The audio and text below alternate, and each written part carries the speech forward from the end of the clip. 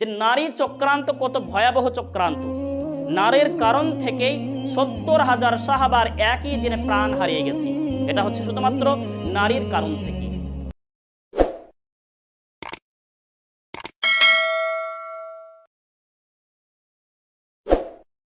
বানি ইসরায়েলের একজন ব্যক্তির, যার নাম হচ্ছে বালাআম ইবনে বাউরা, বাড়ি ছিল ফিলিস্তিন।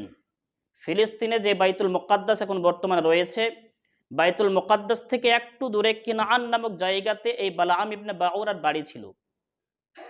সে একজন আল্লাহ পাকের বড় আবিদ ছিলেন, আলিমও ছিলেন। আল্লাহ পাক রব্বুল আলামিন তাকে পরিপূর্ণ ইলম এবং হিকমত দিয়ে পূর্ণাঙ্গ করেছিলেন। এমনকি বালাআম ইবনে বাউরা আল্লাহ পাকের কাছে যে দোয়াই করত, সাথে সাথে আল্লাহ পাক রব্বুল আলামিন তার দোয়াটাকে কবুল করে নিতেন। এতটাই বড় আবিদ এবং আল্লাহ পাকের কাছে এতটাই নৈকট্য লাভ করেছিল। যখন হযরতে মুসা আলাইহিস সালাতু ওয়াস সালাম ফিরআউনের কাছ থেকে কুলজুম সমুদ্র অতিক্রম করলেন এবং আল্লাহ পাক রব্বুল আলামিন মুসা আলাইহিস সালাতু ওয়াস সালামকে বললেন, হে মুসা, এবার তুমি তোমার সাহাবাদেরকে নিয়ে কওমা আমালিকা, একটা শক্তিশালী গোত্রের সঙ্গে তোমাকে যুদ্ধ করতে হবে। এই সংবাদ যখন ওই কওমে আমালিকার কাছে পৌঁছে যায়, যা আমাদের সঙ্গে জিহাদ করতে আসতে চলেছে মুসা আলাইহিস সালাতু ওয়াস সালাম এবং তার সৈন্যদল, অর্থাৎ সাহাবায়ে কেরাম রাদিয়াল্লাহু আনহুম, তখন কওমে আমালিকার লোকেরা চিন্তা ভাবনা করতে লাগলো এখন কি করা যায়। বাস্তবিক তারা ছিল অত্যন্ত শক্তিশালী গোত্র, তারপরেও তাদের মনে ভয় ছিল, যেহেতু আমাদের বিপক্ষে যারা আছে তারা হচ্ছে নবী এবং রসুল সাহাবায়ে কেরাম রাদিয়াল্লাহু আনহুম। আমরা সংখ্যায় যতই বেশি হই না কেন, অথবা আমরা যতই শক্তিশালী হই না কেন, তাদের সঙ্গে কখনোই আমরা যুদ্ধে জয়ী লাভ করতে পারবো না, কারণ আমরা হচ্ছে কাফের এবং তারা হচ্ছে মুসলমান এবং রসুল। মনে মনে চিন্তা করতে লাগলো কি করা যায়। সকলের মধ্যে একটা পরামর্শের ডাক দেওয়া হলো যে কি করা যায় এই ব্যাপারে। সকলে পরামর্শ দিল, এক কাজ করা যাক, নিকটেই একজন ব্যক্তি আছেন যার নাম হচ্ছে বালাআম ইবনে বাউরা, আমরা তার কাছে যাব এবং বলবো যে আপনি মুসা আলাইহিস সালাতু ওয়াস সালামের বিরুদ্ধে বদদুয়া করে দেন আর আমাদের পক্ষে দোয়া করে দিন, যাতে করে আমরা জয়ী হতে পারি আর মুসা আলাইহিস সালাতু ওয়াস সালাম তার সাহাবায়ে কেরামদের সঙ্গে পরাজয় লাভ করে। তাই করলো, তাদের পরামর্শ সিদ্ধান্ত চূড়ান্ত অনুযায়ী তারা সকলে আসলো কার কাছে? বালাআম ইবনে বাউরার কাছে আসলো। বালাআম ইবনে বাউরকে আসার পরে বলল যে আপনাকে একটা দোয়া করে দিতে হবে। বলে কি ব্যাপারে? বলে মুসা আলাইহিস সালাতু ওয়াস সালাম এবং তার সাহাবারা আমাদের সঙ্গে জিহাদ করতে আসতে চলেছে, আপনাকে বদদুয়া করে দিতে হবে যাতে করে মুসা পরাজয় হয়ে যায় এবং আমরা জয়ী হই। বালাআম বলছি এটা অবাক বিষয়, তা কি করে আমার পক্ষে সম্ভব? আমি তো আল্লাহ পাকের একজন খাস বান্দা, আল্লাহ পাক রব্বুল আলামিন আমাকে খুব ভালোবাসেন, আমার প্রত্যেকটি দোয়া আল্লাহ পাক রব্বুল আলামিন কবুল করেন, আর তিনি একজন নবী, আমি নবীর বিরুদ্ধে কিভাবে বদদুয়া করতে পারি? এটা আমার পক্ষে সম্ভব নয়। লোকেরা বারবার পীড়ন করতে লাগলো, চাপ দিতে লাগলো, না আপনাকে অনুরোধ করছি, আপনি আমাদের উপরে দয়া করুন, আপনাকে রিকোয়েস্ট করছি, যেভাবেই হোক না কেন আপনি আমাদের ব্যাপারে একটা দোয়া করে দিন। উনি বলতেন ঠিক আছে দোয়া করব, আমি নামাজ পড়ব। উনি যে কোনোই কাজ করতেন তার আগে নামাজে ইস্তিখারা পড়তেন। তো এই ইস্তিখারার নামাজ পড়ার পরে উনি সিদ্ধান্ত নিতেন যে কি করা যায়। তো উনি কি করলেন, রাত্রিবেলায় নামাজ পড়লেন, নামাজে ইস্তিখারা আদায় করলেন। তার মানে নামাজের মাধ্যমে আল্লাহ পাক রব্বুল আলামিন জানিয়ে দিবেন যে তোমাকে কোন কাজটি করতে হবে। এটা আমাদেরও কখনো কখনো করা দরকার আছে, যখন আমরা কোনো কাজের সিদ্ধান্ত নিতে পারবো না যে এই মুহূর্তে আমি কোন কাজটি করব, তখন নামাজ এই ইস্তিখারা পড়ার পরে আল্লাহ পাকের কাছে দোয়া চাইলে পরে নিশ্চয়ই আমার হৃদয়ের ভিতর আল্লাহ পাক রব্বুল আলামিন একটা বিষয়কে জাগ্রত করে দিবেন যে তুমি এই কাজটি করো। তবে মনে রাখতে হবে, যেটা পরিপূর্ণ গুনাহের কাজ সেই ব্যাপারে ইস্তিখারা করব না। আমি আগামীকালকে চুরি করতে যাব কিনা, আগামীকালকে মদ পান করবো কিনা, এই ব্যাপার নিয়ে ইস্তিখারা চলবে না। অথবা এই বছর হজ করতে যাব কিনা, সামনে বছর রোজা রাখবো কিনা, এই ব্যাপার নিয়ে ইস্তিখারা নয়। যেটা পরিপূর্ণ ফরজ কাজ সে বিষয়ে কোনো ইস্তিখারা নয়, আর যেটা পরিপূর্ণ হারাম বা গুনাহের কাজ সে বিষয়েই কোনো ইস্তিখারা না। পার্থিব জগতের কোনো বিষয়, আমার সামনে দুটি প্রস্তাব এসছে, আমি কোন প্রস্তাবটা গ্রহণ করব, অথবা কয়েকটা ব্যবসা আমি করতে চলেছি, কোন ব্যবসায় গেলে আমার উন্নতি হবে এবং আমাকে হালালের রুজি আমি ভক্ষণ করতে পারবো, সেই ব্যাপারে আমি ইস্তিখারা করতে পারি। তো বালাআম ইবনে বাউরা বলল ঠিক আছে আমি ইস্তিখারা করে দেখছি। যদিও তার ইস্তিখারাটা মহা অন্যায় ছিল, যেহেতু বালাআম ইবনে বাউরা ভালো করেই জানে যে মুসা নবীর বিরুদ্ধে বদদুয়া করাটা আমার মহা অন্যায়, তারপরেও সে ইস্তিখারা নামাজ আদায় করার পরে রাত্রেবেলায় ঘুমিয়ে পড়ল। স্বপ্নে যুগে আল্লাহ পাক রব্বুল আলামিন কঠোরভাবে নিষিদ্ধ করলেন, হে বালআম খবরদার, তুমি মুসা নবীর বিরুদ্ধে বদদুয়া করতে যেও না। এইভাবে 2-3টি রাত নামাজ আদায় করার পরে একই স্বপ্ন বারবার আল্লাহ পাক রব্বুল আলামিন দেখালেন। বালআম লোকেদেরকে ডাকলো এবং বলল যে না না, আল্লাহ রব্বুল আলামিন আমাকে জানিয়ে দিলেন যে তুমি কি করতে পারবে না, মুসা নবীর বিরুদ্ধে বদদুয়া করতে পারবে না, তাই আমি পারবো না। লোকেরা আবারও পীড়ন করতে শুরু করলো, চাপ দিতে লাগলো। চাপ দেওয়ার ফলে বলছে ঠিক আছে তাহলে আর একবার ইস্তিখারা করে দেখি। ও আবার দ্বিতীয়বার চাপের কারণ থেকে আবারও ইস্তিখারা করলো, কিন্তু সেই রাত্রিবেলা আল্লাহ পাক রব্বুল আলামিন আর কোনো স্বপ্ন দেখালেন না। সকালে ওঠার পরে লোকেদেরকে বললো যে আজকে তো কোনো স্বপ্নই দেখলাম না। লোকেরা সুযোগ পেয়ে গেল যে আপনি বুঝতে পারছেন না, আল্লাহ পাক কোনো স্বপ্ন দেখাননি, তার মানে আল্লাহ সমর্থনে আছেন, আপনি বদদুয়া করে দেন, কোনো অসুবিধা হবে না। ওনা যদিও প্রথমে রাজি ছিলেন না, তারপরে লোকেরা কি করলো, অনেক কিছু অলংকার, টাকা পয়সা, সম্পত্তি, স্বর্ণ, অনেক কিছু তাকে উপহার হিসাবে দিল। দেওয়ার পরে বলল যে আপনাকে এতগুলো উপহার দিলাম, আপনি দয়া করে এই উপহারগুলো গ্রহণ করুন। উনি উপহার গ্রহণ করলেন। তারপরে বলল যে এবার আপনি বদদুয়া করে দিন। কোন কোন রওয়ায়েতে, কোন কোন হাদিসের ব্যাখ্যাকারীগণ এবং তফসিরে বলা হয়েছে এই সমস্ত সম্পত্তিগুলোকে বালাআমকে না দিয়ে বালাআমের স্ত্রীকে দিয়েছিল, আর বলল তুমি তোমার স্বামীকে একটু বোঝাবে। তার স্ত্রী এতগুলো সম্পত্তি পাওয়ার পরে মোহিত হয়ে পড়লো। স্বামী যখন সন্ধ্যার সময় বাড়ি আসলো, স্বামীকে বোঝাইতে শুরু করলো যে দেখো এত সম্পত্তি তুমি কিভাবে হাতছাড়া করবে, অতএব একবারই তো দোয়া করার প্রয়োজন আছে, একবার দোয়া করে দাও, তারপর আবার তওবা করে নেবে। স্ত্রীর কুমন্ত্রণায় পড়ে সে বাধ্য হলো, এবার আমি কি করব, বদদুয়া করব। বালামের অভ্যাস ছিল যখনই কোনো দোয়া করত, নিকটে একটা পাহাড় ছিল, পাহাড়টির নাম হচ্ছে জুস্তান পাহাড়। সে জুস্তান পাহাড়ে আরোহণ করত এবং করার পরে আল্লাহ পাকের কাছে যে দোয়া চাইতো আল্লাহ পাক রব্বুল আলামিন সাথে সাথেই কবুল করে নিত। বালাম ইবনে বাউরা একটা গাধার পিঠের ওপর আরোহণ করে জুস্তান পাহাড়ের দিকে যাচ্ছে। বারবার গাধাটি বসে যাচ্ছে আর বালাম প্রহার করে তাকে নিয়ে যাচ্ছে। আবার গাধাটি চলছে না, আবারও প্রহার করছে। বেশ কিছু রাস্তা অতিক্রম করার পরে গাধাটা একদম অবিচল হয়ে গেল, নিশ্চল হয়ে গেল, আর চলছে না। গাধাটিকে প্রহার করতেই আছে। অবশেষে গাধাটির বাক শক্তি এলো আল্লাহ পাকের তরফ থেকে। গাধাটি বলে উঠলো, আরে বালআম বেওকুফ কোথাকার, তুই কোথায় যাচ্ছিস, তোর হিসাব আছে? একজন নবীর বিরুদ্ধে তুই বদদুয়া করার জন্য যাচ্ছিস, আবার একজন কাফেরের পক্ষে বদদুয়া করার জন্য, দোয়া করার জন্য যাচ্ছিস। আমাকে ফেরেশতার দল সামনের দিক থেকে ঠেল দিচ্ছে, এইভাবে আমাকে ঠেলা দিচ্ছে, ধাক্কা মারছি, আমি কিভাবে সামনে এগিয়ে যাব? আমার ক্ষমতা নাই এগিয়ে যাওয়ার জন্য। হে বালআম, যদি তুই আমাকে টুকরো টুকরো করে ফেলে দিস তাও আমি এক পাও এগিয়ে যেতে পারবো না। অবশেষে বালআম কি করলো, গাধার পিঠ থেকে অবতরণ করলো, নামার পরে পায়ে হেঁটে চাপলো কোথায়, একদম জুস্তান পাহাড়ের চূড়াতে। এবার চাপার পরে বদদুয়া করবে কার বিরুদ্ধে? মুসা আলাইহিস সালাতু ওয়াস সালামের বিরুদ্ধে বদদুয়া করবে আর কওমে আমালিকার জন্য দোয়া করবে। হাত উত্তোলন করেছে, উত্তোলন করার পরে যেটা বলতে চেয়েছিল আল্লাহ পাক রব্বুল আলামিন তার মুখ থেকে উল্টোটা বার করে দিল, অটোমেটিক বেরিয়ে গেল।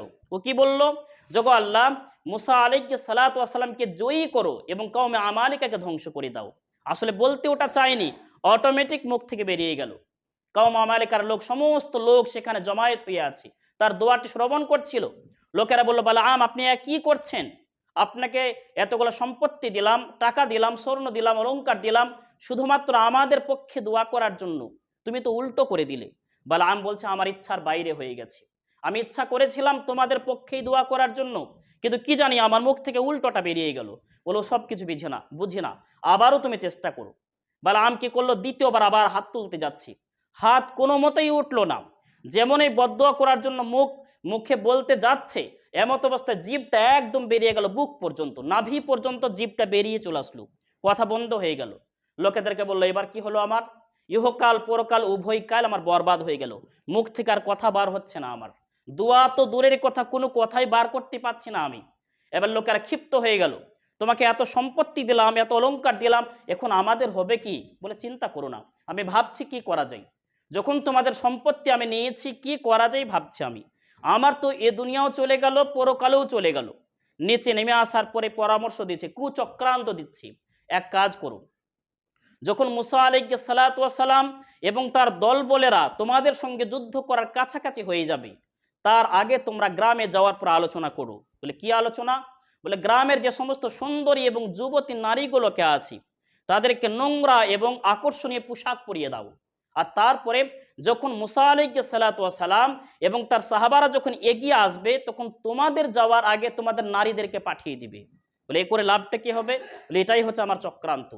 যখন নারীদেরকে আগে পাঠিয়ে দিবে আর তোমরা নারীদেরকে জানিয়ে দিবে, যদি ওই সাহাবাদের মধ্যে কোনো একজন সাহাবা এদের সঙ্গে অবৈধ সম্পর্কে মানে সঙ্গম করতে চাই, তাহলে কেউ যেন বাধা না দেয়। বলে এতে লাভটা কি হবে? বলে সাহাবাদের মধ্যে একজন কমজোরি সাহাবা, দুর্বল সাহাবাও যদি কোনো একটা নারীর সঙ্গে বিভিচার করে ফেলে, তাহলে আল্লাহ পাক রব্বুল আলামিন তাদের উপর রহমত বর্ষণ করবে না, বরং রহমত আল্লাহ পাকের লানত অবতীর্ণ হবে। ফলে তোমরা জয়ী হয়ে যাবে আর তারা পরাজয়ী হয়ে যাবে। কওম আমালিকার লোকেরা বালাআমের কথা শুনে বাড়িতে যাওয়ার পরে তাই করল।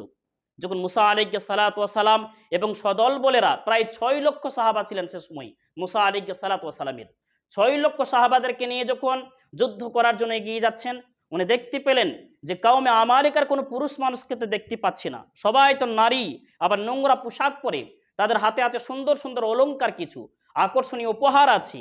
তারা বলছে আমরা বিক্রি করতে আসি, একটা বাহানা দেখাচ্ছে যে আমরা বিক্রি করার জন্য তোমাদের দলে আসলাম।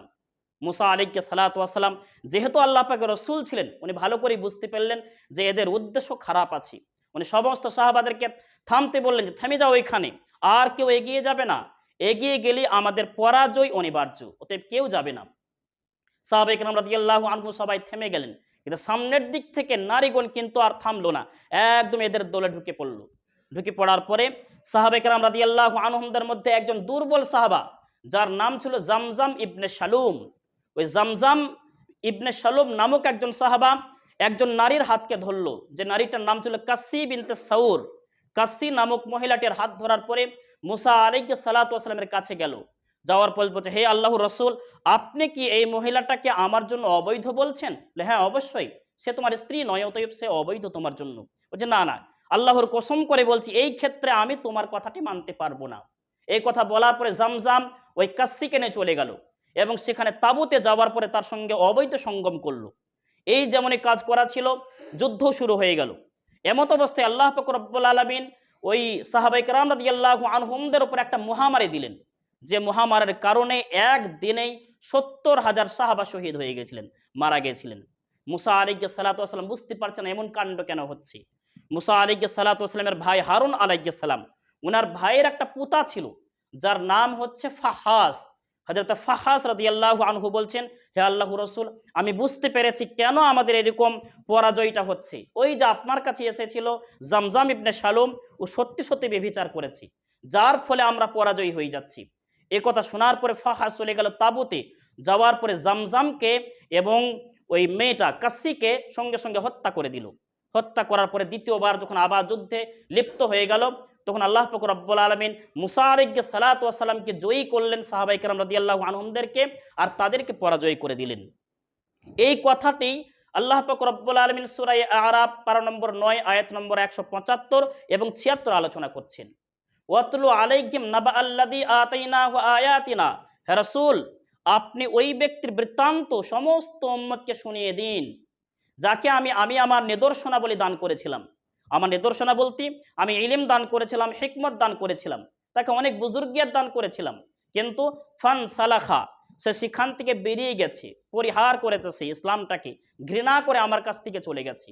দ্বিতীয় নম্বর আয়াতে বলছেন, ফা মাসালুহু কামাসালিল কালবি, তার দৃষ্টান্ত হলো কুকুরের মতন। যেমন কুকুর জিভটা বেরিয়ে যায়, কুকুরের জিভটা বার হওয়ার পরে সে শ্বাস প্রশ্বাস নেই। তফসিরে বলা হয়েছে যে মানুষের সব থেকে যেটা বেশি প্রয়োজন সেটা হচ্ছে শ্বাস প্রশ্বাস, আর এই শ্বাস প্রশ্বাসটা প্রত্যেকটা প্রাণী সহজে নিতে পারে, শুধুমাত্র কুকুর পারে না। কুকুর সহজে শ্বাস প্রশ্বাস নিতে পারে না, সে দৌড়ে দৌড়ে আসুক অথবা এক জায়গাতে বসে থাক, তাকে হাঁপাইতে হয় সবসময়। তো বালামের অবস্থা হয়েছিল, ইন তাহমিল আলাইহি ইয়ালহাস আও তাতরুকুহু ইয়ালহাস, যদি কুকুরের ওপরে কোনো বোঝা চাপানো হয় তাও সে হাঁপায়, আর যদি ক্লান্তি না থাকে তাও হাঁপায়। বালাম ঠিক তেমনই, সেদিন থেকে শুরু করে মৃত্যুর আগে পর্যন্ত হাঁপাইতে হাঁপাইতে জীবনটা কেটে গেছিল। শ্বাস প্রশ্বাস যখনই নিত তখন হাঁপিয়ে হাঁপিয়ে নিতে হতো, মানে হাঁপানি রোগ হয়ে গেছিল, জিভটা নাভি পর্যন্ত লটকে গেছিল, তার অবস্থা ঠিক এমনই হয়ে গেছিল। এখানে আমরা কয়েকটা জিনিস অনুভব করতে পারলাম। নম্বর 1 হচ্ছে যে সম্পত্তি মানুষকে কিভাবে ইমানটাকে ছিনিয়ে নেয়, সম্পত্তির কারণে মানুষ কিভাবে ইমান হারা হয়ে যায়। দেখবেন অনেক ব্যক্তি গরিব শ্রেণীর থাকে, সম্পত্তি আসার কারণ থেকে নামাজি ব্যক্তি আর বেনামাজি হয়ে যায়, রোজাদার ব্যক্তি রোজা ছেড়ে দেয়, দানকারী ব্যক্তি দান পর্যন্ত ছেড়ে দেয়, অহংকার চলে আসে এই সম্পত্তির কারণ থেকে। আবার কোনো কোনো ব্যক্তির সম্পত্তির কারণ থেকে ঈমান পর্যন্ত চলে যায়, ঈমান হারিয়ে দিয়েছে শুধুমাত্র সম্পত্তির কারণ থেকে। 2 নম্বর আমরা উপকার পেলাম যে স্ত্রীর কারণ থেকে অনেক মানুষের ঈমান চলে যায়। স্ত্রীর কারণ থেকে সে নিজের বৃদ্ধ মা বাপকে পর্যন্ত দেখে না, ভাত দেয় না, অনেকে বৃদ্ধা আশ্রমে রেখে আসে। স্ত্রী ভালো করেই জানে কিভাবে তার সালিশালার সঙ্গে কথা বলতে হবে, মানে নিজের ভাই বোনটা নিজের মা আব্বার সঙ্গে কি ব্যবহার করতে হবে স্বামীকে খুব ভালো করে শেখায়। আর বলে তোমার মানবিকতা নাই, তুমি বোঝো না কিভাবে শাশুড়িকে শাড়ি দিতে হয়, কিভাবে শ্বশুরের সঙ্গে কথা বলতে হয়, সেটা শেখায়। আর সে নিজের শ্বশুরের সঙ্গে কেমন ব্যবহার করবে সেই ব্যবহার কখনোই জানেও না, আর আপনাকেও শেখাবে না। একজন স্বামী স্ত্রীর কারণ থেকেই অনেক কিছুই পিছিয়ে থাকে। এমনকি তার ছোট অথবা বড় ভাই যদি ইনকাম কম করে তাহলে তার কাছ থেকে পৃথক হয়ে যায়। যদি অবিবাহিত বোন থাকে তাহলে পৃথক হয়ে যায়, ননদের বিয়ে দিতে হবে তাই সে পৃথক হয়ে যায়। তাহলে স্ত্রীর কারণ থেকে অনেক মানুষের ঈমান চলে যায়। 3 নম্বর অনুভব করতে পারলাম যে নারী চক্রান্ত কত ভয়াবহ চক্রান্ত। নারীর কারণ থেকেই 70,000 সাহাবার একই দিনে প্রাণ হারিয়ে গেছে। এটা হচ্ছে শুধুমাত্র নারীর কারণ থেকে। সর্বশেষ সব থেকে যেটা আমাদের উপকার, যে কখনোই আমরা ঈমানের বিষয় নিয়ে অহংকার করব না। আজ আমি নামাজি আছি, কালকে নাস্তিক হব না, কোনো গ্যারেন্টি আছে? নেই। অতএব সব থেকে মূল্যবান সময় হবে আমার মৃত্যুটা কি অবস্থায় হচ্ছে। কখনো কখনো দেখা যায়, একটা হাদিসে বলা হয়েছে যে মানুষ সারা জীবন গুনাহ আর গুনাহ করেছে, গুনাহ আর গুনাহ, শুধুমাত্র আজরাইল আসতে দেরি, এমত অবস্থায় সে জীবনের সমস্ত গুনাহের কারণ থেকে তওবা করে নিয়েছে, আর আল্লাহ রাব্বুল আলামিন মৃত্যুর পরে পরে তাকে জান্নাত নসিব করে দিয়েছে। আবার কখনো দেখা যায় সারা জীবন নেকি আর নেকি, নেকি আর নেকি, আজরাইল আসতে দেরি, এমতো অবস্থায় সে এমন কিছু কথা বলে বসলো যার কারণ থেকে সে একদম খোলা জাহান্নামে চলে গেল। অতএব আমি নামাজি, আমি রোজাদার, আমি হাজি, আমি ভালো ব্যক্তি, এই ব্যাপার নিয়ে অহংকার নাই। অহংকার তখনই হবে মরার পরে যদি আল্লাহ রাব্বুল আলামিন আমাকে জান্নাতে দেন, তাহলে আমার গর্ব সাজবে, আমার অহংকার সাজবে। এখন দোয়া এটাই করতে হবে, ওগো আল্লাহ রাব্বুল আলামিন, যেভাবে আজকে ঈমানী অবস্থায় আছি যেন শেষ পর্যন্ত আমি ঈমানী অবস্থায় থাকি, আমার মৃত্যুটা যেন ঈমানী অবস্থায় হয়ে থাকে, মরার সময় যেন আমার কলমা নসিব হয়, এই দোয়াটি করতে হবে। আর সম্পত্তির প্রয়োজন আছে, তবে এতটা সম্পত্তি না নেওয়া যে সম্পত্তি আমার ঈমানটাকেই হারিয়ে দিবে। সকলে চেষ্টা করব শোনার থেকে বেশি বেশি আমল করার। ওয়া আখিরু দাওয়ানা আলহামদুলিল্লাহি রাব্বিল আলামিন।